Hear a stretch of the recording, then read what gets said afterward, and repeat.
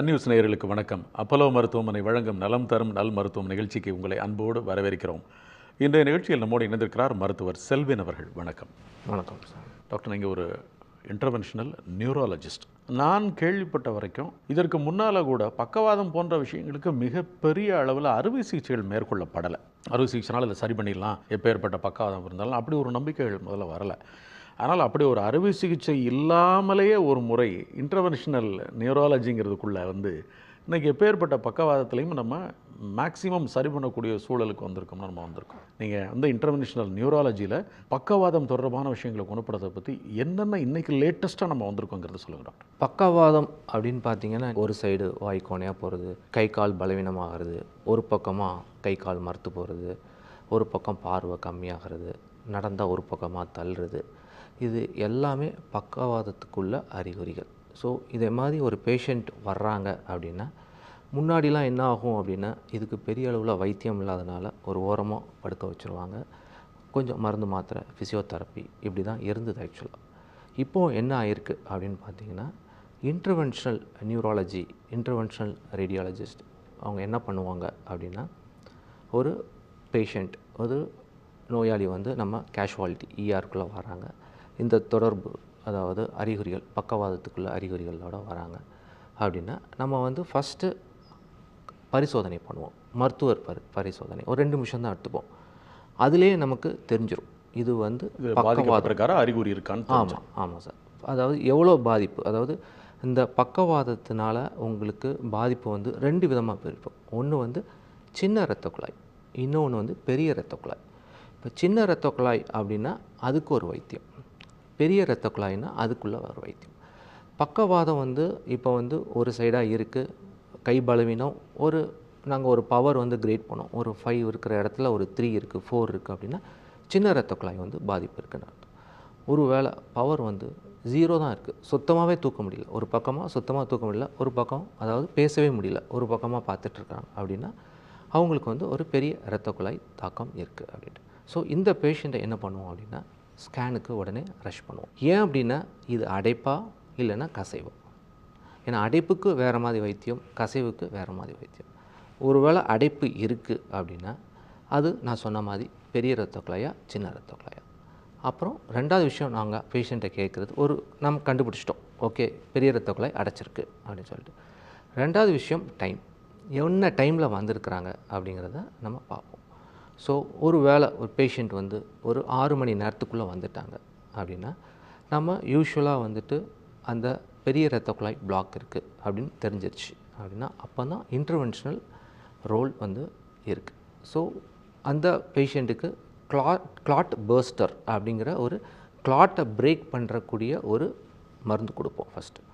கொடுத்து அதுக்கப்புறமா உடனே இந்த ஹார்ட்டில் என்ன பண்ணுறாங்க, ஒரு தொடையில் ஊசி போட்டு அதில் ஒரு டியூப் போட்டு இரத்த குழாய், சுருங்கின இரத்த குழாயை விரிவுபடுத்துறதுக்கு ஒரு பலூனோ ஸ்டென்ட்டோ ப்ளேஸ் பண்ணுறாங்க. அதே மாதிரி தான் இதுவும் தொடையில் ஒரு ஊசி போட்டு ஒரு டியூப் செலுத்தி அதில் ஒரு டியூப் போட்டு எங்கே கிளாட் இருக்கோ அந்த கிளாட்டை சுத்தம் பண்ணி எடுத்துருவோம். சுத்தம் பண்ணி எடுக்கும் போச்சில் விழுந்த கை கால் அது மீண்டு வர்றதுக்கு நிறைய வாய்ப்பு இருக்குது. இதுக்கும் டைம் இருக்குது, எல்லாத்துக்கும் பண்ண முடியாது, இதுக்கு ஒரு டைம் இருக்குது. ஸோ அது எப்படி கண்டுபிடிப்போன்னு பார்த்தீங்கன்னா, இப்போ 6 மணி நேரம் கண்டிப்பாக ஒரு பெரிய இரத்த குழாய் அடைப்பு இருக்குன்னா கண்டிப்பாக நம்ம பண்ணி தான் ஆகணும் அப்படிங்கிற ஒரு கட்டாயம் வந்துடுச்சு. 6 மணி நேரத்துக்கு மேலே இருக்கிறவங்களுக்கு வைத்தியமே இல்லையா அப்படின்னா இல்லை, அப்படி கிடையாது. நம்ம ஸ்கேனில் ஒரு சில விஷயங்கள் நாங்கள் பார்ப்போம். அந்த மசில், அதாவது பிரெயினோட தசைகள் சேதாரம் ஆயிடுச்சா இல்லையா. ஒருவேளை சேதாரம் ஆகலை, 6 மணி நேரத்துக்கு அப்புறமா அப் டு 24 ஹவர்ஸ் வரைக்கும் இப்போ பண்ணலாம் சொல்லியிருக்கிறாங்க. எல்லாத்துக்கும் கிடையாது. 6 மணிலேருந்து 24 மணி நேரம் ஒரு பேஷண்ட் நம்ம அந்த ஒரு சிகிச்சை பண்ண போகிறோம், அந்த இன்டர்வென்ஷனல் ஒரு கிளாட்டை ரிமூவ் பண்ணி எடுக்க போகிறோம் அப்படின்னா அவங்களுக்கு அந்த ஸ்கேனில் எதுவும் சேதாரம் எதுவும் ஏற்படாமல் இருக்கணும். அப்படி இருந்தது அப்படின்னா நம்ம அந்த கிளாட்டை ரிமூவ் பண்ணி எடுக்கிறதுக்கு நம்ம முயற்சிக்கலாம். அப்படி முயற்சிக்கும் போச்சில் அவங்களுக்கு நான் சொன்ன மாதிரி கை கால், விழுந்த கை கால் மீண்டு வர வாய்ப்பு இருக்குது. 6 மணி நேரம் அப்படின்னு குறிப்பிட்றது ஒரு நோயாளியை காப்பாற்றுறதுக்கான ஒரு நல்ல நேரம். ஆமாம், ஒரு கோல்டன் தங்க நேரம். ஆமாம் ஆமாம். ஆனால் இந்த 6 மணி நேரம் நல்ல நேரங்கிறத தாண்டி போகும்பொழுது டாக்டர் 7 மணி நேரம் 8 மணி நேரம்னு போகும்பொழுது இந்த பாதிப்பினுடைய தீவிரம் இன்னும் அதிகமாகி அந்த பாதிப்பு அப்படியே ஒரு லெவலுக்கு மேலே பர்சன்டேஜ் லெவலில் கூடிக்கிட்டே போகுமா? ஆமாம் சார். அது என்னென்னா, உங்களுக்கு வந்து இப்போ இரத்த குழாய் வந்து ஒரு பிளாக், உங்களுக்கு தசையில் இரத்த ஓட்டம் இல்லை. இப்போ வந்து பார்த்திங்கன்னா நமக்கு லெஃப்ட் சைடு தான் டாமினேட். அங்கே தான் உங்களுக்கு முக்கியமான விஷயங்கள்லாம் இருக்குது. என்னென்னு நான் சொல்கிறேன். லெஃப்ட் சைடில் பார்த்திங்கன்னா ரைட்டு கை கால் தூக்குறது, ஸ்பீச், நம்ம பேசக்கூடிய, நம்ம புரிஞ்சு பேசக்கூடிய சக்தி எல்லாமே லெஃப்ட் சைடில் தான் இருக்குது. இப்போது சப்போஸ் ஒரு பேஷண்ட்டுக்கு வந்து லெஃப்ட் சைடில் வந்து இரத்த குழாயில் பிளாக் ஆகிடுச்சு, அவங்களுக்கு இரத்த ஓட்டம் இல்லை. டைம் ஆக ஆக என்ன ஆகும்னா பிரெயின் செல் வந்து பெர்மனண்ட்டாக இறக்க ஆரம்பிக்கும். இப்போ ஒரு நிமிஷத்துக்கு 19 லட்சம் செல்க்கு வந்து இறக்க ஆரம்பிக்குது. ஸோ அது வந்து அப்படியே நேரம் ஆக ஆக ஆக இறந்துகிட்டே இருக்கும். ஆனால் ஒரு மெக்கானிசம் இருக்குது. முன்னாடி வந்து டைம் இஸ் பிரெயின் சொன்னாங்க. இப்போது டிஷ்யூ, அதாவது பிரெயின் தசையும் ரொம்ப முக்கியம். அது எப்படி நம்ம வந்து டேமேஜ் ஆயிருக்கா இல்லையா அப்படிங்கிறத நம்ம தெரிஞ்சுக்கலாம். எப்படி அப்படின்னா, நம்ம இரத்த குழாயில் இப்போ சப்போஸ் லெஃப்ட் இரத்த குழாயில் பிளாக் ஆகிடுச்சு. ஸோ இதை பிளாக் ஆனோன்னா பக்கத்தில் உள்ள இரத்த குழாய் அதை போய் சப்ளை பண்ண வரும். இப்போ ஒரு கதவு மூடினா இன்னொரு கதவு திறக்குது. அதே மெக்கானிசம் தான் இங்கே. எங்கே பிளாக் ஆகிடுச்சு, பக்கத்தில் உள்ள இரத்த குழாய் சப்போர்ட் பண்ணிகிட்ருக்கோம். அது பேர் கொலாட்ரல்ஸ் அப்படின்னு சொல்லுவாங்க ஆங்கிலத்தில். ஸோ அது சப்போர்ட் பண்ணுறது எவ்வளோ நேரம் பர்சன் டு பர்சன் வந்து வேரி ஆகும். ஒருத்தருக்கு ஒரு நோயாளிக்கு இப்படி இருக்கும், இன்னொரு நோயாளிக்கு வந்துட்டு 24 மணி நேரம் கூட அந்த சப்போர்ட் கொடுத்துட்ருக்கோம். சப்போர்ட் கொடுத்துட்ருக்கோம். ஆனால் பேஷண்ட்டுக்கு ரைட்டு கை கால் வந்து பலவீனமாக இருக்கும், பேச முடியாமல் இருக்கும். அந்த டைமில் நம்ம அந்த கிளாட்டை ரிமூவ் பண்ணி எடுக்கணும். ஸோ கொலாட்ரல்ஸ் அப்படிங்கிற ஒரு வார்த்தை ரொம்ப ரொம்ப ரொம்ப முக்கியமான வார்த்தை. நெட்வொர்க் நம்ம பிளாக் ஆயிடுச்சு, பக்கத்தில் உள்ள இரத்த குழாய் சப்போர்ட் பண்ணிக்கிட்டே இருக்கும். ஒரு சிலவங்களுக்கு பார்த்திங்கன்னா, அதாவது ஆய்வில் என்ன சொல்கிறாங்கன்னா 6 மணி நேரம் அது சப்போர்ட் பண்ணும். அதுக்குள்ளே நீங்கள் பண்ணிங்கன்னா ரொம்ப நல்லது. 6 மணி நேரத்துக்கு அப்புறமா ஒரு சில பேஷண்ட்டுக்கு சப்போர்ட் பண்ணுது.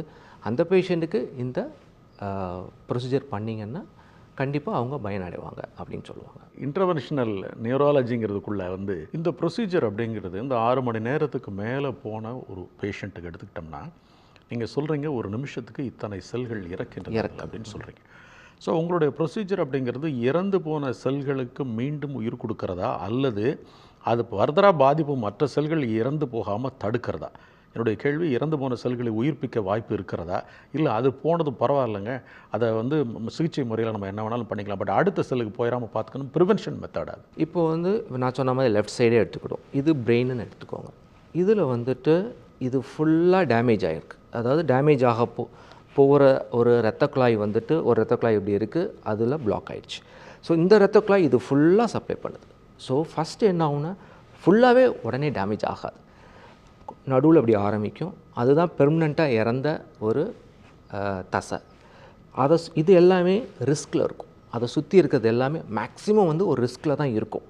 ஸோ இப்போ நீங்கள் இரத்த குழாயை ஓப்பன் பண்ண முச்சில் இது இறந்தது தான், ஆனால் சுற்றி இருக்கு இல்லையா, அது எல்லாத்தையும் நீங்கள் ஓப்பன் பண்ணிடுறீங்க. அதாவது மோர் தென் 2/3 ஓப்பன் பண்ணிடுறீங்க. இப்போ 3 பங்கு இருக்குன்னா 2 பங்கு ஓப்பன் பண்ணிட்டீங்க அப்படின்னா அந்த பேஷண்ட் பயனடைவாங்க. நீங்கள் இந்த 6 மணி நேரத்தில் கொண்டு வர்ற எல்லாருக்குமே பாதிப்பு அப்படிங்கிறது அறுவை சிகிச்சை மட்டும்தான் தீர்வு அப்படின்னு எடுத்துப்பீங்களா, இல்லை இந்த 6 மணி நேரத்தில் வந்த ஒருத்தருக்கும் அவருடைய பாதிப்புங்கிறது வித்தியாசப்படும் இல்லையா? எல்லாருக்கும் ஒரே மாதிரி ஒரே பகுதியில் பாதிப்பு இருக்காது. ஸோ இதை பொறுத்து இந்த பாதிப்பு அப்படிங்கிறத இல்லை மாத்திரை மருந்து ஃபிசியோதெரப்பி போன்ற முறைகள்லேயே சரி பண்ணிடலாம் அப்படிங்கிற வாய்ப்பும் இருக்கா, இல்லை சர்ஜரி தான் இருக்குது, அதில் சின்னது பெருசு மேஜர் சர்ஜரி அல்லது கொஞ்சமாக பண்ணுறதுன்னு வேரியஸ் மெத்தட்ஸ் இருக்குது, அது மாதிரி ஹேண்டில் பண்ணணும்னு சொல்லலாம்? இப்போ வந்து மூளை வந்து பார்த்திங்கன்னா உங்களுக்கு பெருமூளை இருக்குது, சிறுமூளை இருக்குது, மூளைத்தண்டு இருக்குது.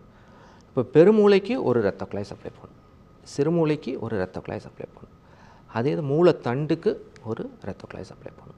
இப்போ மூளைத்தண்டும் சிறுமூளையும் பின்பகுதியில் இருக்குது, போஸ்டீரியர் சர்க்குலேஷன் சொல்லுவோம். பெருமூளை வந்து ஆன்டீரியர் சர்க்குலேஷன் சொல்லுவோம். ஸோ இதாவது முன்பகுதி, ஆன்டீரியருங்கிறது முன்ன, போஸ்டீரியருங்கிறது பின்.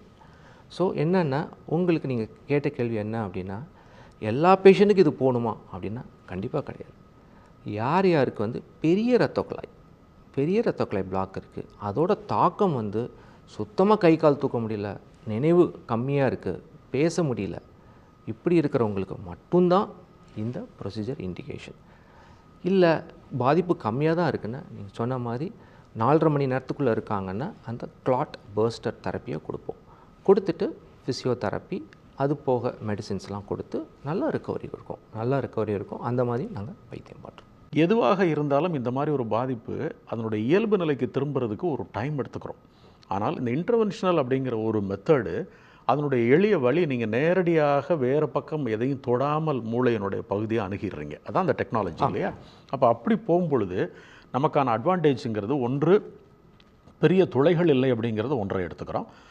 கட் பண்ணலை பெருசாங்கிறது எடுத்துக்கிறோம். இது வழக்கமாக உள்ளது. இதை தாண்டி ரெக்கவரிங்கிறது நம்ம எப்போவுமே ஒரு கொஸ்டின் மார்க்காக எடுத்துப்போம். ஸோ நேரடியாக நீங்கள் மூளையினுடைய பகுதி அணுகிறதுனால கைகால் விழுந்தது அல்லது எந்த உறுப்பு பாதிக்கப்பட்ட ஒருத்தருக்கு உடனடியாக ரெக்கவரியாக இவர் சரிவாரம் எடுத்துக்கலாமா, இல்லை அவர் சரி செய்யப்பட்டிருக்கார், ரெக்கவரிக்குன்னு ஒரு டைம் ஒன்று இருக்குது, அதுக்கப்புறம் தான் அப்படின்னு எடுத்துக்கலாம்? நல்ல கேள்வி சார். இது என்ன அப்படின்னா, யூஸ்வலாக ஆய்வில் என்ன சொல்லியிருக்காங்கன்னா சார், கரெக்டாக 3 மாதம் 90 நாள் 90 நாளில் வந்து ரிக்கவரி ரேட், ஒரு ப்ரொசீஜர் பண்ணி சக்ஸஸ்ஃபுல்லாக ஓப்பன் பண்ணியிருக்கிறீங்க, அதுக்கப்புறமும் எந்த காம்ப்ளிகேஷன் எதுவும் இல்லை, அதோட ரிக்கவரி சக்ஸஸ் ரேட் வந்து ரொம்ப ஜாஸ்தி. கரெக்டாக கட் ஆஃப் வந்து 90 நாட்கள். அதே ஒரு பேஷண்ட்டுக்கு எந்த ப்ரொசீஜரும் பண்ணல, அவங்க தாண்டி வந்துட்டாங்க, ஆல்ரெடி தசை டேமேஜ் ஆகிடுச்சு, அவங்களுக்கு எதுவும் பண்ண முடியாது, வெறும் ஃபிசியோதெரப்பி மருந்து மாத்திரை தான் கொடுக்குறோம் அப்படின்னா, அவங்களோட இயல்பு முறை இல்லையா, அவங்களோட டே டு டே ஆக்டிவிட்டீஸ் வந்து 90 நாளில் கம்பேர் பண்ணிங்க ரொம்ப டிலேடாக இருக்கும். ஸோ நீங்கள் சொன்னது கரெக்டாக 90 நாட்களில் நம்ம எதிர்பார்க்கலாம். நீங்கள் இப்போ ஒரு டெஸ்ட்டு நீங்கள் என்ன சொல்கிறீங்க, நீங்கள் ஒரு நோயாளியை கூட்டிகிட்டு வந்த உடனே இவருக்கு இது போல் இந்த இடத்துல பாதிப்பு இருக்குன்னு ஒரு சின்ன டெஸ்ட்டில் கண்டுபிடிச்சிடறோம் அப்படின்னு சொல்கிறீங்க. ஸோ அதே மாதிரி ஒரு அறுவை சிகிச்சை பண்ணும் பொழுதோ அறுவை சிகிச்சைக்கு பிறகோ நீங்கள் இவருக்கு மறுபடியும் இந்த இடத்துல வரலாம் அல்லது வேறு இடத்துல இது தாக்கம் இருக்கலாம்னு கண்டுபிடிக்கிறதுக்கு வாய்ப்பு இருக்குது? கண்டிப்பாக சார். நம்ம யூஸ்வலாக என்னென்னா, இப்போ இரத்த குழாய் வந்து பார்த்திங்கன்னா மூளையை பொறுத்த வரைக்கும் ரொம்ப சிம்பிள். முன்னாடி 2 இரத்த குழாய், ஃப்ரண்ட்டில் 2 இரத்த குழாய், ஒன்று வந்து ரைட் சைடில் ஒன்று இருக்கும், லெஃப்ட் சைடில் ஒன்று இருக்கும். அதே மாதிரி பேக்லேயும் பார்த்திங்கன்னா 2 இரத்த குழாய். பேக்கில் உள்ள இரத்த குழாய் வந்து அப்படியே ரெண்டும் ஒன்று சேர்ந்து ஒன்றாகி அப்புறம் திருப்பி 2ஆக பிரியும் பேக்கில். ஃப்ரண்ட்டில் அப்படியே நேராக போய் 2ஆக பிரிஞ்சு எல்லா பெருமூளைக்கும் சப்ளை பண்ணிகிட்ருக்கோம். ஸோ இதில் வந்து பார்த்திங்கன்னா நம்ம ஆஞ்சியோகிராம் டெஸ்ட்டு பார்ப்போம். ஆஞ்சியோகிராம் டெஸ்ட்டு எதுக்கு அப்படின்னா, எங்கெங்கே இரத்த குழாய் நீங்கள் சொல்லிங்கன்னா பலவீனமாக எங்கெங்கே இருக்குது, எங்கே கெட்ட கொழுப்பு வந்து எந்தெந்த இடத்துல உட்காந்து இரத்த குழாயை சுருக்கம் ஏற்படுது அப்படிங்கிற விஷயத்த நம்ம கிளியராக பார்த்துடலாம். ஆஞ்சியோகிராம் பார்க்கும் போச்சில் ஃப்ரண்ட்டில் 2ம் பார்த்துடலாம், பேக்கில் 2 பார்த்துடலாம். இப்போது ஒரு இரத்த குழாய் மட்டும் பிளாக் இருக்குது, அதை நம்ம சுத்தம் பண்ணிவிட்டு வந்துடுறோம். இல்லை இன்னொரு இரத்த குழாயிலுமே கொஞ்சம் சுருக்கம் இருக்குன்னா அந்த பேஷண்ட்டை நாங்கள் அந்த நோயாளியோட சொந்தக்காரங்க எல்லார்ட்டையும், இல்லைங்க இந்த இரத்த குழாயை நாங்கள் சரி பண்ணிட்டோம், ஆனால் இந்த இரத்த குழாயில் இன்னும் சுருக்கம் இருக்குது, இது வந்து ஒரு 70% கீழே தான் இருக்குன்னா மருந்து மாத்திரையிலே சரி பண்ணிடலாம். ஒரு வேளை 70%க்கு மேலே இருக்குது, 70லேருந்து 99% கிட்ட சுருக்கம் இருக்குது அப்படின்னா அதை வந்து சரி செய்யலாம். ஒரு 2 வாரம் கழித்து நம்ம மருந்தெல்லாம் கொடுத்து இதிலேருந்து ரிகவரி ஆனதுக்கப்புறம் அந்த இரத்த குழாயை நம்ம சரி செய்யலாம் அப்படிங்கிறத அவங்கக்கிட்ட நாங்கள் சொல்லிடுவோம். அது எப்படி சரி செய்யலாம்? இரத்த குழாய் சுருங்கி இருக்குது, நம்ம அந்த இரத்த குழாயை சுருங்கின இரத்த குழாயை ஒரு வயர் மாதிரி போட்டு பலூன் மாதிரி இப்படி சுருங்கி இருக்கிறத விரிவுபடுத்தி அதில் ஒரு வளையம் மாதிரி போட்டு விட்ருவோம்.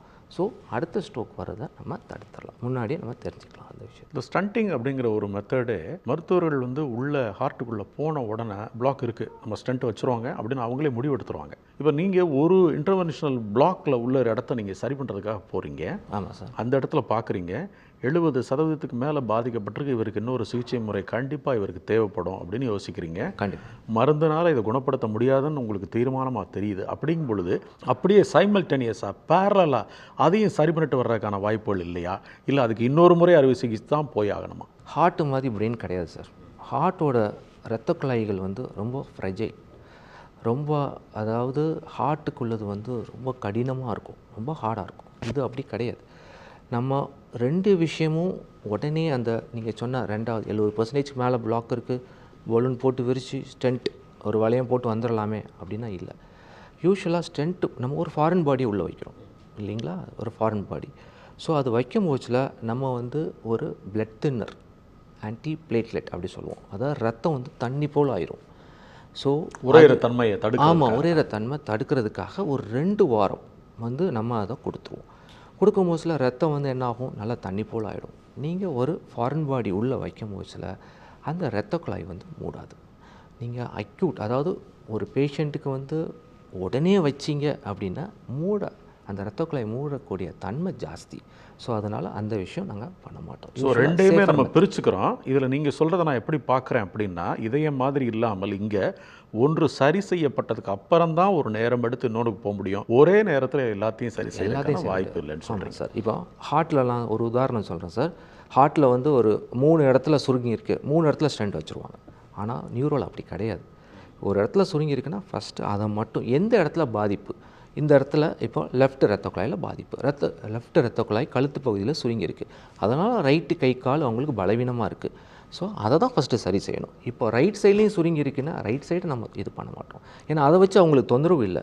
ஈவன் 70% மேலே இருந்தால் கூட சரி செய்யலாம். ஒரு 2 வாரம் கழித்து இது சரி செஞ்ச பிறகு அதை நம்ம சரி செய்யலாம். இந்த மெத்தடில் பிளாக் பண்ணப்பட்ட ஒரு இடத்த நீங்கள் அதை கரைச்சி வெளியில் வந்துடுறீங்க, சரி பண்ணிடுறீங்க. சரி பண்ணிக்கலாம். ஸோ அந்த பிளாக் திரும்ப அந்த இடத்துல 100% அவருடைய வாழ்நாளில் மறுபடியும் உருவாகிறதுக்கு வாய்ப்பே இல்லை. வேறு இடத்துல வேணால் வரலாம், இந்த சரி செய்யப்பட்ட இடத்துல வரவே வராதுன்னு எடுத்துக்கலாமா? இல்லை சார், அப்படி கிடையாது. நமக்கு வந்து என்ன காரணம்னு பார்க்கணுங்க. அதாவது இந்த இரத்த குழாய்க்கு ஏன் ரத்தம் உறைஞ்சது அப்படிங்கிறத பார்க்கணும். காரணங்கள்னு பார்த்தீங்கன்னா, நம்ம ஊர் பொறுத்த வரைக்கும் ஸ்ட்ரோக் வந்து 45 வயசுக்கு மேலே வருது அப்படின்னா நார்மல் ஸ்ட்ரோக், 45 வயசுக்கு கீழே வருதுன்னா யங் ஸ்ட்ரோக். ஸோ 45 வயசுக்கு மேலே ஒரு பேஷண்ட்டுக்கு இரத்த குழாயில் அடைப்பு ஏற்பட்டிருக்கு, நம்ம சுத்தம் பண்ணிவிட்டு வந்துட்டோம். அதுக்கப்புறம் திருப்பி அதே இரத்த குழாயில் பிளாக் இருக்குமா, வருமா, வராதா, அவங்களுக்கு ரிஸ்க் ஃபேக்டர் கேட்கணும். என்ன காரணங்கள், ஃபஸ்ட்டு ஒரு ஸ்ட்ரோக் வந்ததுன்னா ஏன் இவருக்கு இந்த ஸ்ட்ரோக் வந்தது அப்படின்னு நம்ம கண்டிப்பாக நம்ம பார்க்கணும். எதனால் வந்தது அப்படின்னு நம்மளே அவரை லேபிள் பண்ணி வச்சுக்கணும். ஸோ அதை தான் நம்ம டார்கெட் பண்ணி ட்ரீட் பண்ணணும். ஸ்ட்ரோக் அப்படிங்கிற ஒருத்தர் அது பாதிக்கப்பட்டவருக்கு எதனால் வந்ததுன்னு உறுதியாக நீங்கள் தீர்மானம் கண்டுபிடிச்சிருவீங்க. இதனால தான் இவருக்கு இது வந்ததுன்னு கண்டுபிடிச்சிருவீங்க இல்லையா? அதுக்கான சாத்தியக்கூறு இருக்குது. இப்போது பிபி அதிகமாக இருக்குது இல்லையா, பிபி அதிகமாக இருக்குது. ரெண்டாவது சுகர், அதுக்கப்புறம் கொலஸ்ட்ரால், ஸ்மோக்கிங், ஆல்கஹால், அதுக்கப்புறம் ஒபிசிட்டி, அதுக்கப்புறம் ஸ்ட்ரெஸ், இது எல்லாமே ரிஸ்க் ஃபேக்டர் தான். ஸோ இதில் எது அன்கண்ட்ரோல்டாக இருக்குதுன்னு பார்ப்போம். இப்போ சுகர் இருக்குது, சுகர் HbA1c 3 மாதம் கண்ட்ரோல் 12, 13 இருக்குது, நம்ம ட்ரீட்மெண்ட்டில் இருந்துமே அவ்வளோ இருக்குது அப்படின்னா அது ஒரு காரணம். ஸோ அந்த இதை வந்து சரி செய்யணும். சரி செஞ்சால் தான் இன்னொரு ஸ்ட்ரோக்கை நம்ம வரதை தடுக்கலாம். ஸோ என்ன காரணமோ அதை மட்டும் நம்ம கரெக்டாக வைத்தியம் பண்ணிட்டோம் அப்படின்னா அடுத்த ஸ்ட்ரோக் அதே இடத்துல வர்றதை நம்ம குறைச்சிக்கலாம். இந்த மெத்தட், இந்த நியூராலஜி அப்படிங்கிற மெத்தட் வந்து எல்லாருக்கும் கொண்டு போயிட முடியுமா, இல்லை யங்ஸ்டர்ஸ்க்கு இது தேவைப்படாது? காரணம் என்ன, அவங்களுடைய ப்ரொசீஜரே வந்து வயதுக்கு ஏற்ற மாதிரி அந்த ப்ரொசீஜர் மாறுபடும், இது இல்லாமல் சரி செஞ்சிடலாம் அப்படின்னு எடுத்துக்கலாமா? இல்லை யங்ஸ்டர்ஸாக இருந்தாலும் யாராக இருந்தாலும் பாதிப்புன்னு வரும்பொழுது ஒரே மாதிரி தான் இந்த சிகிச்சை முறை தான் சரின்னு எடுத்துக்கலாமா? இல்லை சார், பாதிப்புனா எல்லாத்துக்கும் ஒரே மாதிரி தான் இருக்கும் சார். யங்ஸ்டர்ஸ்க்கு வந்துட்டு உங்களுக்கு நான் சொன்ன அந்த கொலாட்ரல்ஸ் அப்படிங்கிற ஒரு விஷயம் நல்லா டெவலப் ஆகிருக்கும். ஏஜ் ஆக ஆக அந்த ஒரு இரத்த குழாய் பிளாக் ஆனால் பக்கத்தில் உள்ள இரத்த குழாய் சப்போர்ட் பண்ணுறது கம்மியாக இருக்கும். பட் யங்ஸ்டர்ஸ்க்கு அது ஜாஸ்தியாக இருக்கும். பட் நம்ம ப்ரொசீஜர் பண்ணுறது பெரிய இரத்த குழாய் பிளாக்கு டைமில் இருக்கிறது, தசை டேமேஜ் ஆகலைன்னா கண்டிப்பாக அந்த கிளாட்டை எடுத்து தான் விடணும். யங்ஸ்டர்ஸ் இல்லை விட்டுடலாம் அப்படி கிடையாது. அந்த கிளாட்டை நம்ம ஹெல்ப் பண்ணுறோம், நம்ம எடுத்து விடுறோம், பேஷண்ட் நல்லாகிறாங்க. ஸோ யங்ஸ்டர்ஸ், ஓல்டேஜ் அப்படின்னு நம்ம பிரிக்க வேண்டாம். வைத்தியம் 2 பேர்த்துக்கும் ஒரே மாதிரி தான். இந்த முறை அப்படிங்கிறது வந்து இன்றைக்கி ஸ்ட்ரோக் அப்படிங்கிறத உங்களுடைய அனுபவத்தில் சொல்லுங்கள். இன்னொரு 5 வருடம் எடுத்துக்கலாம். இந்த 5 வருடத்தில் இந்த முறை இன்னும் மேம்பட்டு வந்துச்சுன்னா ஸ்ட்ரோக் அப்படிங்கிற ஒரு விஷயத்தை நம்ம எவ்வளவு தூரம் வெற்றிகரமாக தீர்க்க முடியும்? கண்டிப்பாக. இப்போ நீங்கள் 6 மணி நேரம் சொல்கிறீங்க, இது உங்களுடைய நாலேஜுக்கு இன்னொரு 5 வருஷம் கழிச்சு சார் இது 10 மணி நேரம் கூட சரியாயிடலாம், 12 மணி நேரம் கொண்டு போயிடலாம் வரலாம். ஏன்னா அதை பற்றின உங்களுக்கு கண்டிப்பாக அதை பற்றின ஒரு ஐடியா இருக்கும். ஆமாம் சார், இப்போமே 24 ஹவர்ஸ் ஆகிட்டாங்க, 24 மணி நேரம் ஆகிட்டாங்க. எல்லாத்துக்கும் இல்லை, யார் யாருக்கு டேமேஜ் ஆகலையோ அவங்களுக்கு வேண்டாம். இன்னும் நீங்கள் சொன்ன மாதிரி அடுத்த 5 வருஷத்தில் டெக்னாலஜி இப்போ நம்ம ஸ்கேனை வச்சு தான் டிசைட் பண்ணுறோம்.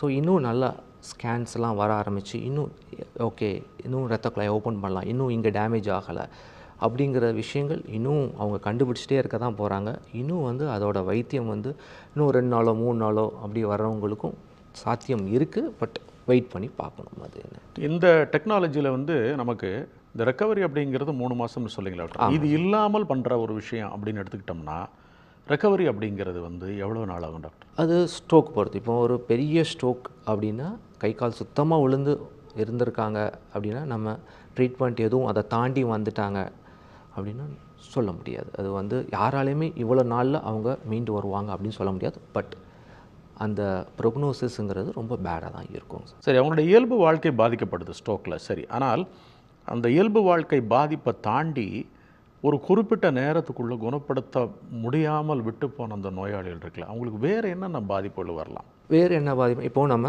அவங்களுக்கு வந்து அவங்க யூஸ்வலாக வந்து பெட்டர்டன் ஆகிடுவாங்க இல்லையா? பெட்டர்டன் ஆகிடுவாங்க. முதுகுலலாம் ஃபுல்லாக அந்த புண்ணு மாதிரி வர ஆரம்பிக்கும். படுத்தே இருக்கிறதுனால உங்களுக்கு ப்ரெஷர் சோர்ஸ் இல்லை பெட் சோர்ஸ்னு சொல்லுவாங்க, அந்த மாதிரி வரலாம். ரெண்டாவது வந்து முழுங்குற தன்மை ரொம்ப முக்கியம். முழுங்குற தன்மை கம்மியாக இருக்குது அந்த பேஷண்ட்டுக்கு அப்படின்னா நீங்கள் என்ன கொடுத்தாலும் எச்சி கூட முழுங்க முடியாது. அதெல்லாம் நுரையீரலுக்கு தான் போகும். ஸோ லங்கில் இன்ஃபெக்ஷன் வர ஆரம்பிச்சிடும். ஸோ இந்த ரெண்டு தான் ரொம்ப காமன். ஒன்று ப்ரெஷர் சோர்ஸ், பிளட் சோர்ஸ், இன்னொன்று ஆஸ்பிரேஷன் நிமோனியா. அது நுரையீரலில் ஃபுல்லாக இன்ஃபெக்ஷன் வந்து சளி சேர ஆரம்பிச்சிடும். ஸோ அதனால் உள்ள விஷயங்கள் அது என்ன ஆகும், அந்த கிருமி பிளட்டு ஃபுல்லாக பரவ ஆரம்பிச்சிடும். அது பேர் செப்டிசீமியான்னு சொல்லுவாங்க. ஸோ கிருமி உடம்பு ஃபுல்லாக பரவுறதுனால அதுக்கு தனியாக வைத்தியம் பண்ணிக்கிட்டே இருக்கணும். ரொம்ப கஷ்டமாக இருக்கும் இந்த ரெண்டு விஷயமும் வந்து. இது ஒரு எல்லைக்குட்பட்ட சிகிச்சை, வெற்றிகரமான ஒரு சிகிச்சை முறை, ரொம்ப நல்லா பலன் தரும். ஆனால் இதற்குன்னு ஒரு எல்லை உண்டு. அதை நீங்கள் மனசில் வச்சுக்கிட்டு உங்களுக்கான விஷயத்தை சரி பண்ணிட்டீங்கன்னா உங்கள் லைஃப் நல்லாயிருக்கும் அப்படிங்கிறதான் நீங்கள் ரொம்ப அழகாக எனக்கு எங்கிட்ட பகிர்ந்துக்கிட்ட விஷயம். இந்த நிகழ்ச்சியில் கலந்துக்கிட்டதுக்கு மிக்க நன்றி டாக்டர். நன்றி சார், தேங்க்யூ சார். உங்கள் கேள்விகளை அனுப்ப வேண்டிய மின்னஞ்சல் முகவரி mydoctor@apollohospitals.com. தொலைபேசி எண் 044404040166. உடனுக்குடன் செய்திகளை தெரிந்து கொள்ள சன் நியூஸ் பெல் ஐகானை கிளிக் பண்ணுங்க.